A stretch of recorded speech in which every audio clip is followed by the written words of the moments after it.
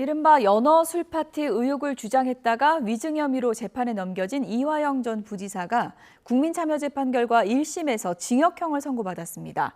다만 정치자금법 위반 혐의는 무죄가, 그리고 직권남용 등 나머지 3개 혐의는 공소기각이 선고됐습니다. 사회부 취재기자 연결해서 하나하나 좀 짚어보겠습니다. 김희영 기자, 핵심 쟁점이 이제 위증 혐의였는데 이건 유죄 판결이 나왔죠? 네, 그렇습니다. 수원지방법원은 오늘 새벽 이화영 전 부지사의 국회 증언감정법 위반 혐의에 대해 징역 4개월을 선고했습니다. 이 전 부지사가 재작년 10월 국회 청문회에서 주장한 검사실 연어 술파티 의혹 자체에 대해 첫 사법적 판단이 나온 건데요.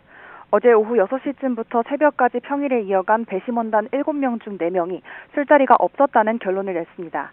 재판부는 이를 존중한다며 당시 검사실에 있던 관련자들의 진술이 일관되고 상호 부합하는 반면 이 전 부지사의 진술은 일관성이 없어 신빙성이 없어 보인다고 선고 이유를 밝혔습니다. 또 이 혐의에 대해 배심원 6명이 징역 4개월, 1명이 징역 6개월을 제시한 점을 참고해 양형했다고 덧붙였습니다.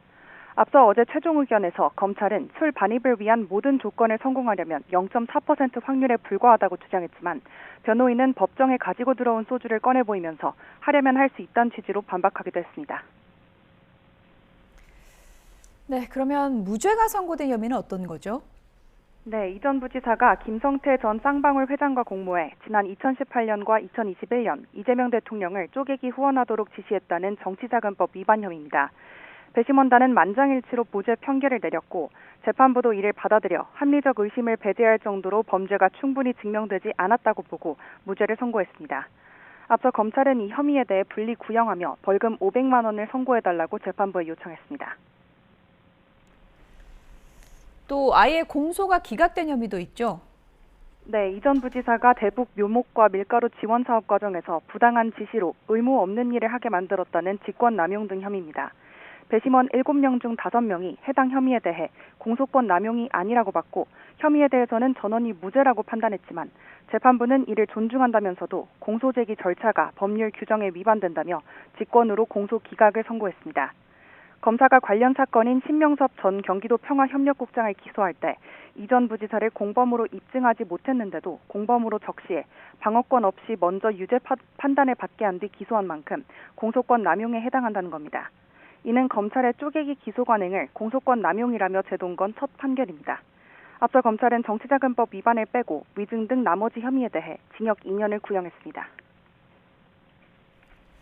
이화영 전 부지사 측에서는 재판 결과에 대해서 어떤 입장을 밝혔습니까? 네, 이 전 부지사 측 변호인들은 선고를 마치고 취재진과 만나 위증 혐의에 대해 항소하고 공소기각 결정에 대해서도 다퉈보겠다고 밝혔습니다. 직접 들어보겠습니다.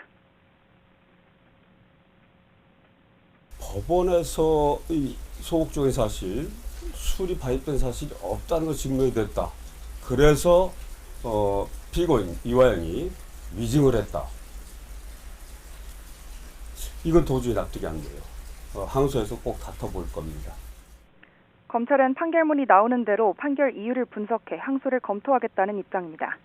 대북 송금 사건 수사검사이자 연어 술파티 의혹의 핵심 당사자로 꼽혀온 박상용 검사는 선고 직후 SNS를 통해 2년 3개월 끝에 해당 주장이 허위로 결론 내려졌다며 배심원단의 현명한 판단에 진심으로 감사드린다고 밝혔습니다. 또 YTN과 통화에서 해당 의혹과 관련해 서울고검 인권침해 점검 TF나 법무부에서 확정 전 내용이 언론에 공개된 등의 부분에 대해 법적 대응을 검토하고 있다고 덧붙였습니다. 이번 국민참여재판은 지난 8일부터 열흘간 심리가 이어지면서 역대 최단기로 기록됐습니다. 지금까지 사회부에서 YTN 김희영입니다.